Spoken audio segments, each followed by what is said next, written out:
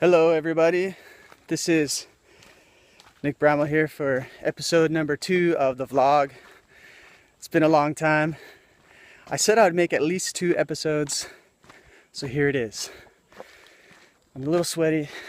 This is Cooper's first hike, and it's a family hike. We got Velzy and Ashley up front leading the pack. It's a cool 85, 86 degrees, a little overcast, just humid and in the 80s, so it felt like it'd be a nice time to go for a little walk down by the river. It's good stuff. Hope you all are doing well. Had some positive feedback from the last episode, so wanted to catch you guys up. We've had lots of stuff going on. Cooper had his baby blessing last weekend. Had both sides of the family here, staying at the house. It was a blast. Oma and Opa were here, or Grandma and Grandpa, for those of you not in the know. And it was a great experience. I've also been trying this new thing, so check this out. It all started, I was listening to a podcast and heard about these like mushrooms, like shroom teas. So I started doing my research.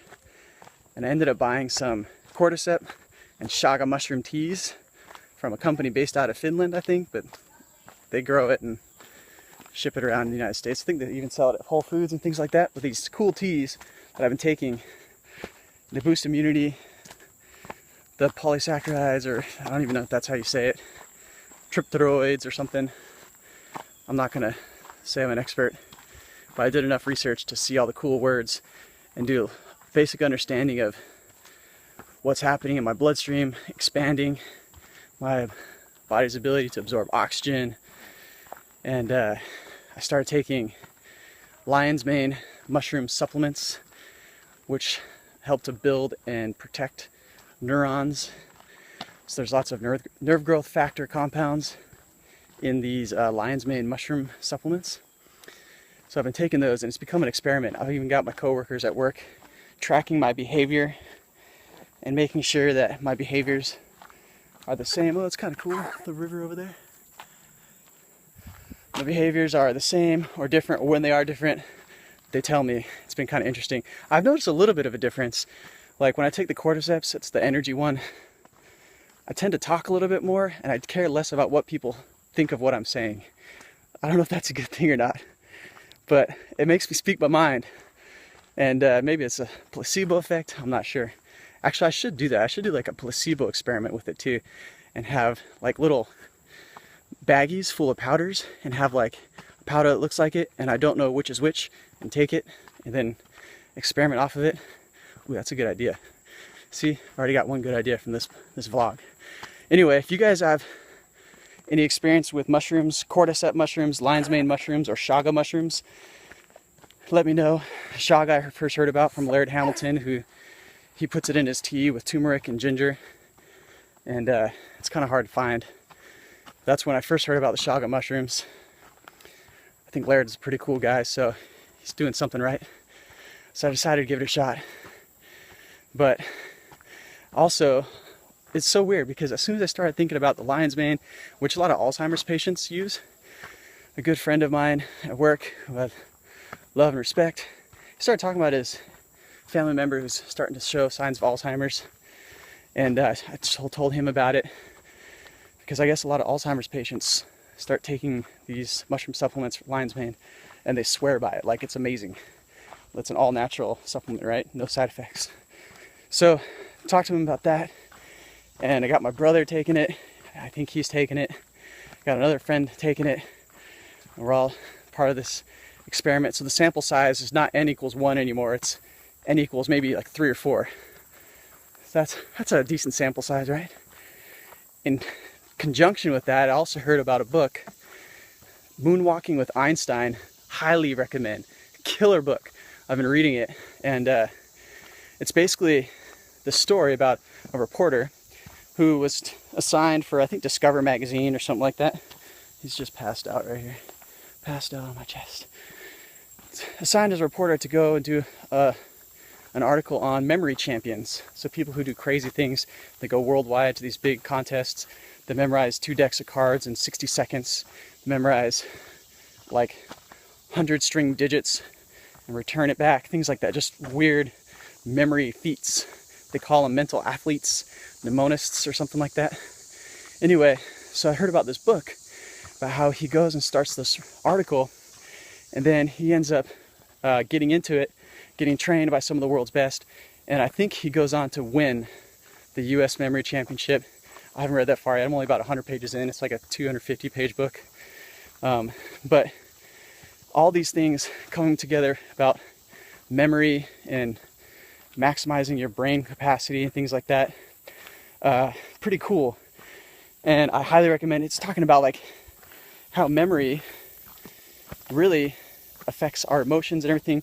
If you think about it, we can't really feel emotion or happiness or sadness if we have nothing to compare it to, right? Hello everybody. So I was talking to you in the woods, walking through with Cooper, and something like 3 or 4 minutes went by before I realized my phone had run out of memory and it wasn't recording anymore. So I don't know what exactly I had said or talked about, but I know I was talking about moonwalking with Einstein, so the book, and about memory and how it's just cool, man. You should check it out. The book talks about how you can make life seem, how you can kind of artificially live a longer life by establishing more landmarks in your memory timeline.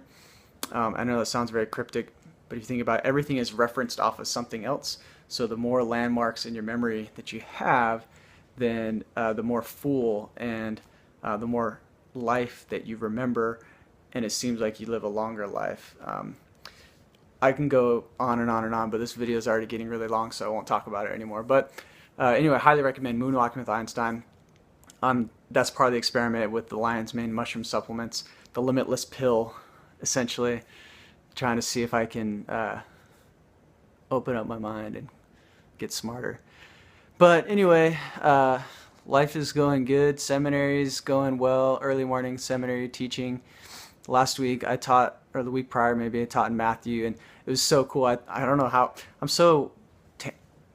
I get on all kinds of tangents in class, and I try not to, but one of the things I ended up talking about for some reason was this thing in Tony Robbins that I'd heard about. He's talking about how to achieve a fulfilling life, and how your brain and your heart, they communicate to each other via hormones, and so your hormones secreted from your heart can affect your brain, I guess. And he talks about how you can put an EKG kind of sensor, right, and you can see the wavelengths of your heart and your brain. They're kind of like this, you know, all jaggedy, and they don't really line up. But he says what he does to stop and end stress before it really impacts him, and to achieve clarity and kind of peace and like a good headspace, is he puts his hands on his heart. It sounds hokey, but he puts his hands on his heart and he talks about thinking through 3 big moments of gratitude. And because of that, you know, that exercise of syncing your heart and your mind, essentially, he says literally the EKGs of your heart and your mind, the wavelengths start to line up, and it's like they're tracing each other, and they're just like perfectly aligned. And that's when he achieves clarity and peace. So I was talking to my seminary students, told them about this. I said, caution, Tony Robbins is kind of a colorful dude, so just be careful if you ever look into him. But isn't it amazing that in Doctrine and Covenants, and for those of you non-Mormon people out there, I'll put a little link below what Doctrine and Covenants is, but in Doctrine and Covenants it talks about how do you receive answers? Well, it's the Lord will respond to you through the Holy Ghost, through your heart and your mind at the same time. And I was like, isn't it amazing that you guys at 16 years old, not even out of high school, already know this? And this guy, Tony Robbins, who's the best of the best in his field, has spent his whole life, and he's just now figuring this out.